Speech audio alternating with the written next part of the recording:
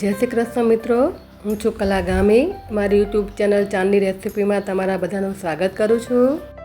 Hello friends, આજે આપણે બનાવીશું ગરમીમાં શરીરને લૂ અને તડકાથી બચાવે એવું હેલ્ધી, ટેસ્ટી, એનર્જીથી ભરપૂર એવું સત્તુનું શરબત. આ શરબતને દાળિયાનું શરબત પણ કહેવામાં આવે છે. આજે આપણે સત્તુનું શરબત અને સત્તુની મસાલેદાર છાશ બનાવીશું.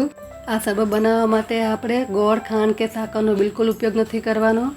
સત્તુમાં ભરપૂર માત્રામાં પ્રોટીન, કેલ્શિયમ અને ફાઇબર હોય છે.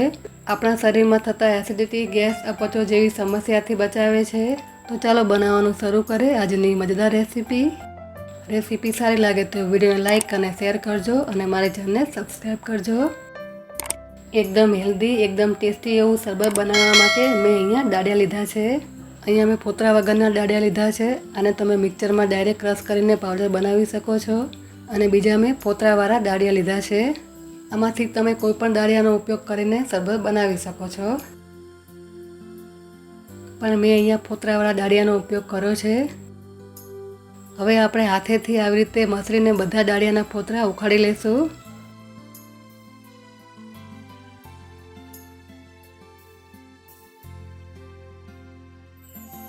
અહીંયા મેં બધા દાળિયામાંથી ફોતરાને અલગ કરી લીધા છે, તમે જોઈ શકો છો.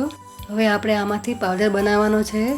હવે આપણે એક મિક્સર જાર લઈશું અને આમાંથી અડધા દાળિયાને આપણે મિક્સર જારમાં ઉમેરી દઈશું અને દાળિયાનો એકદમ ઝીણો બારીક પાવડર ગ્રાઇન્ડ કરી લઈશું.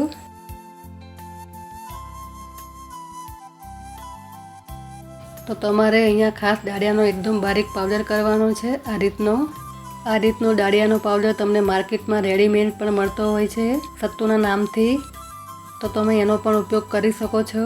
હવે આપણે આ દાળિયાના પાવડરને એક બાઉલમાં લઈ લઈશું. આ દાળિયાનો પાવડર તમે એકવાર ઘરે બનાવીને સ્ટોર પણ કરી શકો છો. અહીંયા મેં બધા દાળિયાનો એકદમ બારીક પાવડર બનાવીને તૈયાર કરી લીધો છે.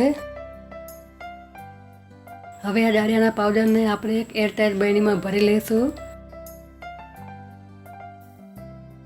અહીંયા મેં દાળિયાનો બધો પાવડર બરણીમાં ભરી લીધો છે. આ દાળિયાના પાવડરને તમે 2 થી 3 મહિના સુધી સ્ટોર પણ કરી શકો છો. તો પહેલાં આપણે દાળિયાના પાવડરમાંથી શરબત બનાવીશું. શરબત બનાવવા માટે આપણે એક બાઉલ લઈ લઈશું. આ બાઉલમાં આપણે 3 ચમચી જેટલો દાળિયાનો પાવડર ઉમેરી દઈશું.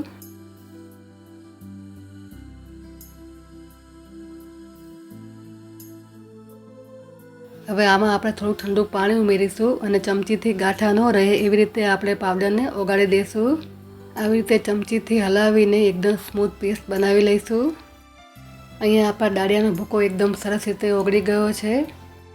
હવે આમાં ઝીણી સમારેલી 2 ચમચી જેટલી ડુંગળી ઉમેરીશું. આ શરબતમાં ડુંગળીનો ટેસ્ટ એકદમ સરસ લાગે છે. એક ઝીણું કાપેલું લીલું મરચું ઉમેરીશું. જો બાળકોને આપવાના હોય તો લીલું તીખું મરચું ન હોય એવું લેવું. 1 ચમચી શેકેલા જીરાનો પાવડર ઉમેરીશું. અડધી ચમચી જેટલો સંચળ પાવડર ઉમેરીશું અને બધું સરસ રીતે મિક્સ કરી દઈશું. બધું સરસ રીતે મિક્સ થઈ ગયું છે. હવે આપણે એમાં 1 ચમચી જેટલા ઝીણા કટ કરેલા ધાણા ઉમેરીશું. 1 ચમચી જેટલો લીંબુનો રસ ઉમેરીશું અને બધું સારી રીતે મિક્સ કરી દઈશું.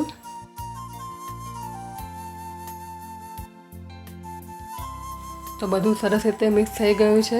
હવે આપણે એમાં થોડું ઠંડુ પાણી ઉમેરીશું અને થોડાક બરફના ટુકડા ઉમેરીશું. હવે બધી વસ્તુને આપણે સરસ રીતે હલાવીને એકવાર મિક્સ કરી લઈશું. તો તૈયાર છે આપણું એકદમ હેલ્ધી, ટેસ્ટી એવું સત્તુનું શરબત, એટલે કે દાળિયાનું શરબત. આને તમે એકવાર ચોક્કસથી બનાવીને ટ્રાય કરજો. એકદમ હેલ્ધી અને ટેસ્ટી બને છે. હવે આ તૈયાર થયેલા શરબતને આપણે એક ગ્લાસમાં સર્વ કરી લઈશું.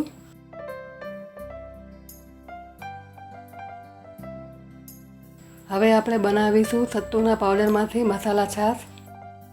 મસાલા છાશ બનાવવા માટે આપણે એક મિક્સર જાર લઈશું. મિક્સર જારમાં આપણે સૌથી પહેલાં કોથમીરને ઉમેરી દઈશું. કટ કરેલા મરચાંને ઉમેરી દઈશું. 1 ચમચી જેટલું શેકેલું જીરું ઉમેરીશું. અડધી ચમચી સંચળ પાવડર ઉમેરીશું. અડધી ચમચી ચાટ મસાલો ઉમેરીશું. 2 ચમચી જેટલો સત્તુનો પાવડર ઉમેરીશું. તમે અહીંયા સત્તુના પાવડરને વધારે કે ઓછો ઉમેરી શકો છો. હવે આમાં થોડું ઠંડુ પાણી ઉમેરીને બધું સરસ રીતે ગ્રાઇન્ડ કરી લઈશું.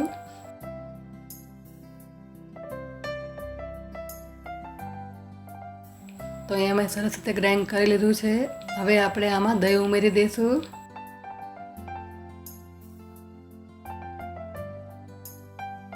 હવે આપણે આને ફરીથી ગ્રાઇન્ડ કરી લઈશું.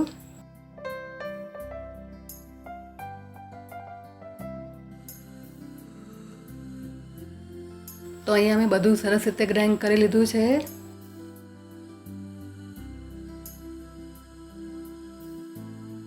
આ તૈયાર થયેલી મસાલા છાશને આપણે એક ગ્લાસમાં સર્વ કરીશું. ઉપરથી આપણે બરફના ટુકડા ઉમેરી દઈશું. તો તૈયાર છે આપણી સત્તુના પાવડરમાંથી બનેલી મસાલા છાશ. સત્તુના પાવડરમાંથી શરબત અને સત્તુના પાવડરમાંથી મસાલા છાશ બનાવીને એકવાર ચોક્કસથી ટ્રાય કરજો અને રેસીપી કેવી લાગી એ મને કોમેન્ટમાં જરૂરથી જણાવજો. અને જો તમને મારી રેસીપી ગમી હોય તો મારા વિડીયોને લાઈક કરજો અને વધારે શેર કરજો. તો ફરી મળીશું એક નવી રેસીપી સાથે. ત્યાં સુધી બધાને જય શ્રી કૃષ્ણ. મારો વિડીયો જોવા બદલ તમારા બધાનો ખૂબ ખૂબ આભાર.